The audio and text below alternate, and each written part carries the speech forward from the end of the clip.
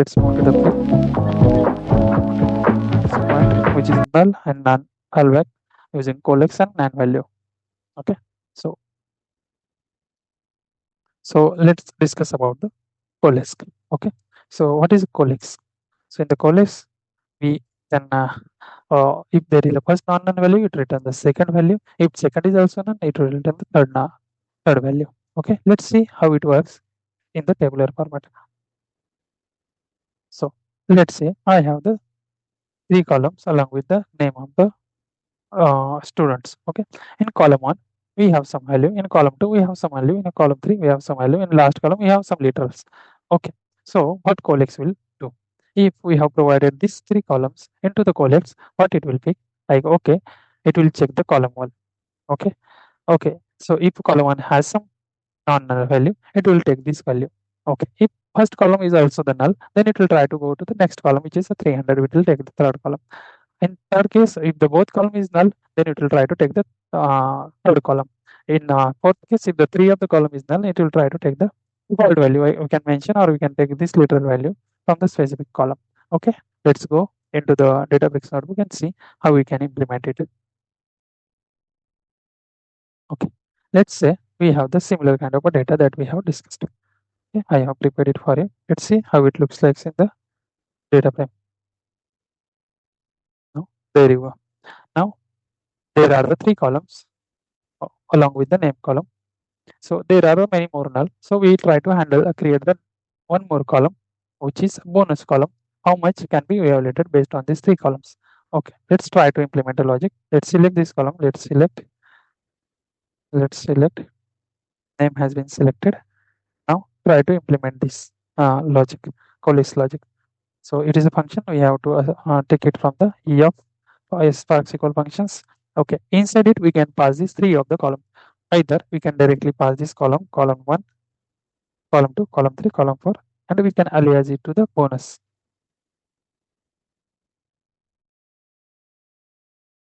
Okay, now we do have these 3 columns. Okay, so what happen here is we'll see in the output. Okay, there is an issue with this column. So we have wrongly added this collex function name. Now it is correct. So let's see. So we now in the first for first record, which is ls. So since we do have the 500, which is non-null value, that's why it return the 500 there. Okay, in the second for Bob, we do have the first non-null value, and that's why it take up the value from the column 2. Okay, from third we do have the last column has 100, that's why it taken the, and for Dev every value is a null, that's why it has taken the null value because it is not evaluated. So but we can mention the default value at the end, which is a f dot literal. We can specify any value inside it, which can be 0. Okay, there you go. We can implement that logic as well. So this will take the default value from the last column. Okay, we can explicitly specify the any kind of value. It can be the none value as well. Okay, so we have wrongly implemented this. So none also be implemented via the literal value. Okay, so since we have added a none here, now we will get the null there. Okay, by default this option is activated as a default value. Okay, so this is how collex will work. Okay, so it is the simplest null field pattern that collex provide us. So more readable than when collex column is null or default otherwise column that we have see previously, which is when otherwise statements. Okay, now we'll move to the next thing, which is a NaN value. Okay, so in the NaN value, we'll see how we can implement it, what are the specification and where it is needed. So it replaces the NaN, which is not a number. Okay, so it returns the column 1 if it is not a NaN value. If column 1 is NaN, it returns the column 2 as a fallback. This is specifically for floating point NaN values. So it is a distinct from the SQL NaN, which is a is NaN, detects the NaN value. Is null detects the null. Okay, for you the bonus point here is null detect null value while is NaN detect NaN not a number value. Okay, this is the bonus point for you. Okay, I think it is not taking the new line here. maybe, yeah, no issues at all. So, okay, see in the implementations.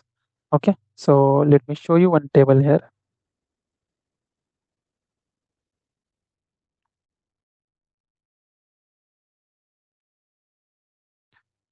Now, there you go. Now we do have the NaN value. So this is implemented from the float value, which is a NaN. Okay, so float is imported from this math functions.